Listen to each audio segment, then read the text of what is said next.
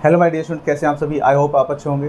तो आज हम करेंगे अल्कोहल फिनॉल ईथर्स की केमिकल रिएक्शन के अंदर जो नेक्स्ट रिएक्शन होगा हमारे पास वो होगा कॉलबेज रिएक्शन। तो कॉलबेज रिएक्शन के अंदर हमारे पास क्या होता है कि जो फिनॉल है अगर हम उसका रिएक्शन कराते हैं CO2 और NaOH के साथ तो सबसे पहले क्या होता है इंटरमीडिएट फॉर्मेशन होता है।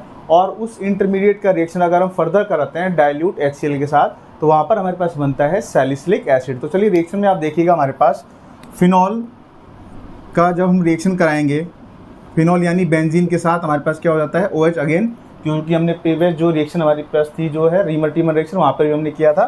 तो फिनॉल इसका रिएक्शन जब हम कराते हैं CO2 प्लस NaOH तो अब देखिए यहाँ पर हमारे पास CO2 और NaOH के साथ जब हम इसका रिएक्शन कराएंगे तो यहाँ पर सबसे पहले बनता है इंटरमीडिएट यानी बेंजीन के साथ ONA और ऑर्थो जो पोजीशन है वहाँ पर हो जाता है COOH, यानी ये यहाँ पर हो जाता है हमारे पास इंटरमीडिएट।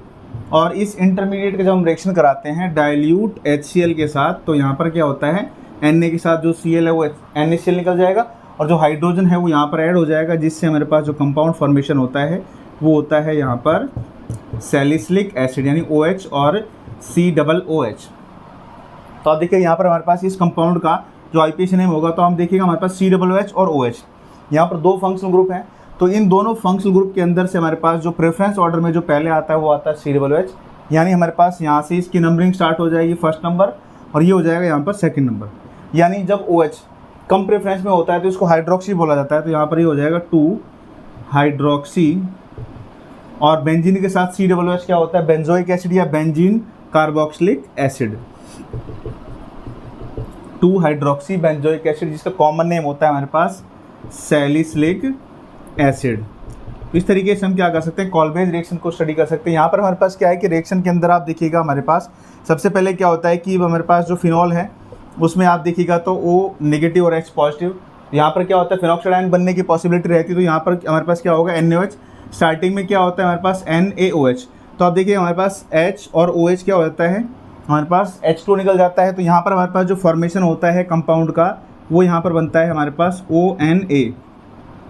और इसके बाद फिर CO2 के साथ ये भी रिएक्शन करता है कि आप देखिएगा CO2, तो यहाँ पर आप देखिएगा हमारे पास क्या है कि ऑक्सीजन जो है कार्बन से ज़्यादा इलेक्ट्रोनेगेटिव है, तो इलेक्ट्रॉन क्या करेगा ये खींचेगा, तो यहाँ पर ऑक्सीजन के ऊपर पार्शियल नेगेटिव और कार्बन के ऊपर आ जाएगा पार्शियली पॉजिटिव।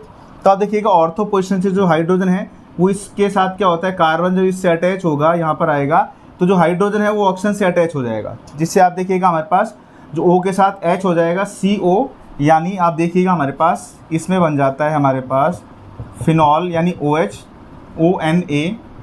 और यहाँ पर आप देखिएगा कार्बन से अटैच हुआ, ये कार्बन के साथ ऑक्सीजन है और यहाँ पर आप देखिएगा सिंगल बॉन्ड हो जाएगा, ये बॉन्ड टूटने के बाद ऑक्सीजन और ऑक्सीजन से ये जो हाइड्रोजन है ये ऐड हो जाएगा, ये तो बन जाएगा हमारे पास ONaCOOH। तो आप देखिए इसके बाद जो ये हमारे पास इंटरमीडिएट बना, इंटरमीडिएट के बाद हम इसका रिएक्शन कराएंगे डाइल्यूट HCl के साथ, तो आप देखिएगा H प्लस और Cl माइनस, यहाँ से क्या हो जाएगा हमारे पास Cl नेगेटिव से क्या हो जाएगा Na बाहर हो जाएगा NaCl की फॉर्म में, और जो H है वो इधर आ जाएगा, तो बेंजीन के साथ OH और COOH, यानी ये बन जाएगा हमारे पास 2 हाइड्रोक्सी बेंजोइक एसिड। तो इस तरीके से हम क्या कर सकते हैं कॉलबेज रिएक्शन को स्टडी कर सकते हैं। Thanks for watching my video.